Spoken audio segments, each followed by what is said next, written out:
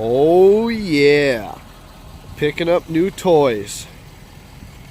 Running the Illuma-Duty today. Having a blast. What's up YouTube? John, JDS Outdoors. We got the trailer home. Now we have something to haul projects in and use for other stuff. The Illuma-Duty is back in her parking spot. Now it's time to work on the snowblower. Let's go do it. Alright, so I'm pretty sure I have this set up how I'm going to have it. My plan is to cut off these two tabs. They're just in the way. And then I borrowed a piece of the engine mount metal that I had cut just to get an idea. I'm going to weld this here, weld this to that, and then take these bolts out, and I'll weld this solid. That way that bracket doesn't move. Leaves plenty of clearance for the clutch to engage and disengage. Should be plenty sturdy enough. And if you can look down inside, I got a bar right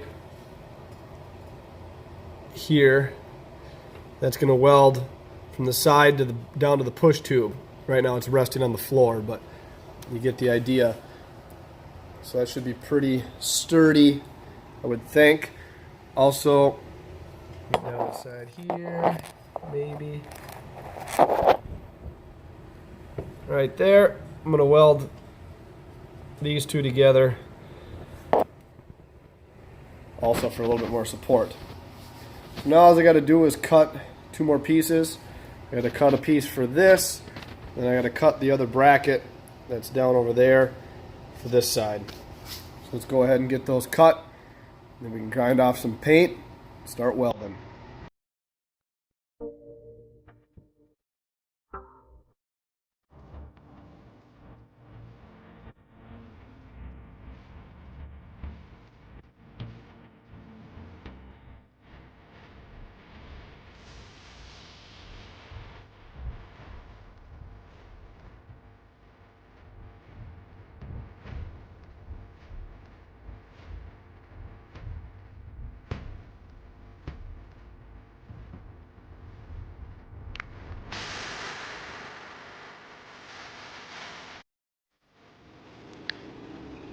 Alright, now we got this piece finally cut.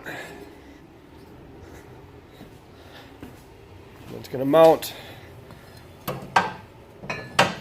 right up in there along those lines there, and I'm going to go ahead and get these two tabs whacked off and start prepping this thing for welding.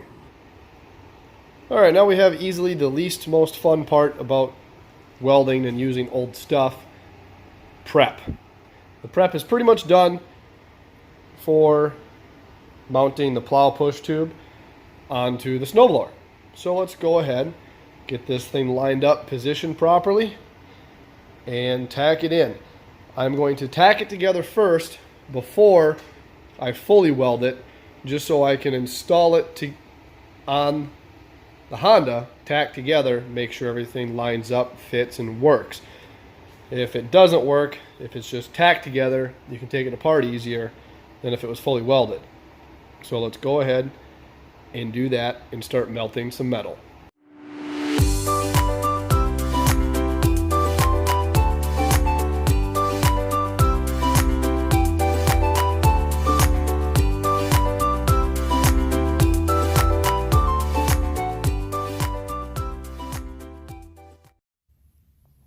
Well, it's tacked on now. Let's go ahead and move it, stick it underneath the old Honda, and get our first look at it. And there she is. Doesn't look too bad. Let's go ahead and lift it up and see how our clearances look.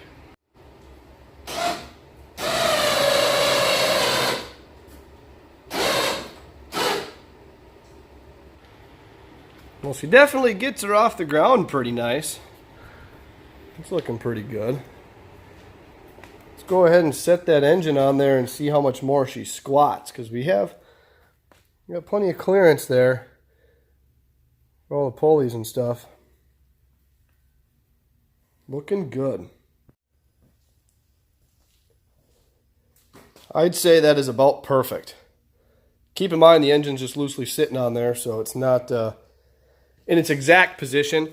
It will move forward towards the snowblower just a little bit once it's finally mounted. But for doing a little bit of guessing, a little bit of measuring, I'd say this thing turned out pretty perfect as far as the clearances go. And the height it lifts it up off the ground, that's pretty sweet. Heck yeah. Let's go ahead and get this thing unmounted, finish the full weld on everything, and start assembly.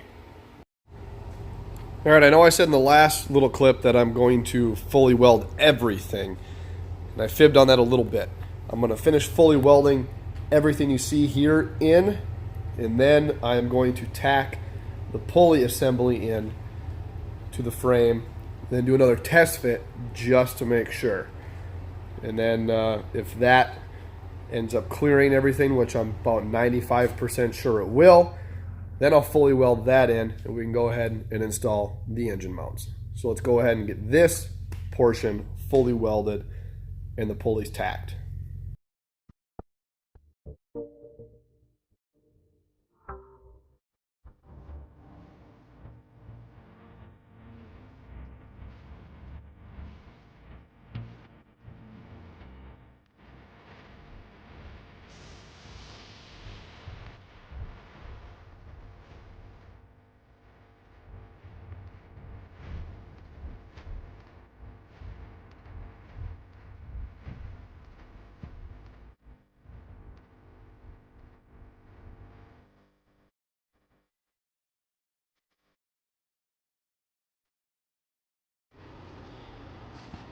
Alright, so some of the welds look good, some of them look like complete ass.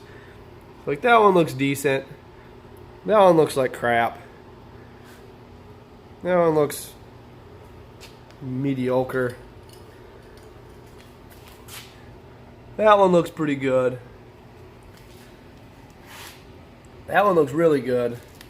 My problem was I kept getting splatter up in my gas cup, and it was restricting the flow of gas, so I was losing my gas. So that's why some of them look like crap. But we got plenty of penetration, as seen by the burnt off paint. So should be plenty strong enough. So we're gonna let this cool, and then we're gonna go ahead and tack in the pulley system. All right, so now we got the pulleys mounted. I tested it real quick. Got plenty of clearance on the four-wheeler. So now I'm getting the engine positioned. And we're gonna have just about the perfect amount of room, I think. The only thing I'm not sure of is I might have mounted this a little too far forward. I should have tilted it back a little bit. And if that's the case, we can fix that. Not a huge deal. Just got to cut it and weld it back a little bit. No worries there. But just to see if we do have to do that, we need to get the pulley for the engine. And we might as well pick up some oil, and I already got some gasoline. So let's head up to the local Tractor Supply, grab a pulley for this thing, and see if we can't get this engine mounted. We can do a test run today. Should be pretty exciting. So off we go to the store. Well, I just got back from the local Tractor Supply. I checked out my hardware store first to see if they had a pulley or a V-belt pulley, and they didn't have it. So I ended up going to Tractor Supply, which is all right. It's close enough, even though it's in a different state. I live right on the border, so pretty easy. Let's go ahead and get that pulley thrown on there and see how it looks. Judging by just the quick looks of this, though, we are going to need a slightly smaller belt, which isn't a huge deal. My local hardware store has that in town, and they're open for another, I don't know, 4 hours or so. So we'll have plenty of time to get this motor mounts tacked in place, the engine mounted, and measure for a belt, which I'll show you how I'm going to do that here shortly. Here's with the pulley installed and the clutch fully engaged. As you can see, there's just a smidge too much slack. So we got to take about 2 inches or so out of this belt, because as soon as you disengage the clutch, whole belt pops right off. So we want this to sit snug down in there like that, with the clutch disengaged, and then fit tight with the clutch fully engaged. So it'll be nice and tight down in there. That's what we're looking for. But before we can get our belt measurement, we have to get this thing mounted. So that is my next step, and I will cut in as soon as I get the engine mounted. Alright, so now that I got the motor tacked in place, I'm going to get my belt measured. So what I did is I went ahead and I cut the original belt, because it's pretty close in size. And with the clutch lever fully disengaged here, I'm going to wrap the belt around the pulley so it's fairly snug, and then I'm going to align the excess up with the cut. And then I'm going to go ahead and mark it with my fingers and cut out the excess. Just like that. So now we have approximately the size that our belt needs to be. So that's going to put pretty good tension on that belt. So maybe we'll do like a 1/2 inch bigger to pull this belt out now. And now we can measure this, and we'll add a 1/2 inch to it, and then that'll give us our measurement for our belt. So now we can take this to the hardware store and go get a belt. So that's what we're going to do. All right, so just got back from the hardware store, and here's what I found. So I took this belt and I measured it, and it measured at 52 inches. And remember I said it'd be nice to have about 1/2 inch? Well, they don't have extra or 1/2 inch increments, only 1 inch, which that was one of my fears, and it's been a while since I bought a belt, so I didn't quite remember. So I said, try to find one between 52.5 and 53 inches. Well, I bought 2 sizes just to be safe. I bought a 52 and a 53. I think I'm going to go and try the 53 first. Reason being is because this belt is actually a little wider than the stock belt. So it'll still fit, hopefully. Find out here in a minute. But being it's a wider belt, it's going to sit a little higher in the pulley, and also have a little bit more surface area to grab, so less chances of slipping. I finished fully welding the engine mounts in. Right there. Got a little bit of paint contamination on the edge there, so it ran out a little bit, but that's okay. So we're going to go ahead and get the engine bolted in place and also run the belt. And then we just pretty much got to add oil, hook this thing up to the wheeler, and see if she fires up. So it's about to get pretty exciting. So I'm going to go ahead and run the belt, hook up the engine, and then I'll cut back in and show you guys the exciting stuff. Well, the engine's installed, mostly bolted in. And I ran into a little bit of an issue. I checked and checked and checked, and apparently I'm stupid. But according to the box over here, it says shaft rotation counterclockwise. So I came over here and I checked this, spinning this the direction it needed to go.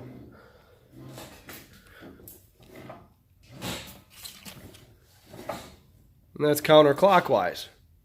right? That's the way the engine's spinning. Counterclockwise.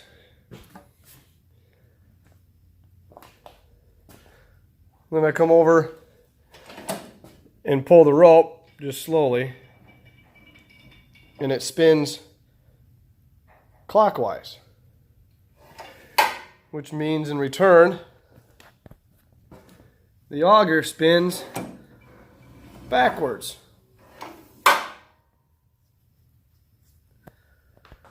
Now I went through all of this for nothing. Now it's going to have to be completely frickin' redesigned. Man, that's frustrating because this looks sweet, perfect. It fits just flippin' awesome. Oh. Well, I'm going to have to end this video on a sad note. Not running. Failure. And go back to the drawing board to figure out how to get this damn thing to work. So unfortunately, there's going to be a part 3. Unless I throw this thing into the garbage can, which I'm half tempted to do at this moment. But, as always, thanks for watching. JDS Outdoors. Alright, so not all is lost. The engine can stay in this position. I ended up figuring out a different way to reroute the belt and the pulleys to make it spin right. So the engine spins in this direction, right? Counterclockwise if you're facing it from the PTO side. Learn something new every day. I guess I overlooked that, even though I thought I checked it several times. But anyway, so if you pull up on this pulley or on this side of the belt, given the rotation of the engine, come over here and I will pull up, and you guys can see that it spins the correct direction now. So this video is going to be long enough, so I'm going to post this one and I'll make a part 3, which I didn't want to do, of redesigning the clutch assembly to make this work, because I don't want the power side being on the clutch, because that'll just end up popping it out. So far I've switched pulleys around to make it, see if this will work, and it's going to. I have faith now. It's been restored. Let's check into part 3. Subscribe, like, comment, let me know. As always, thanks for watching JDS Outdoors.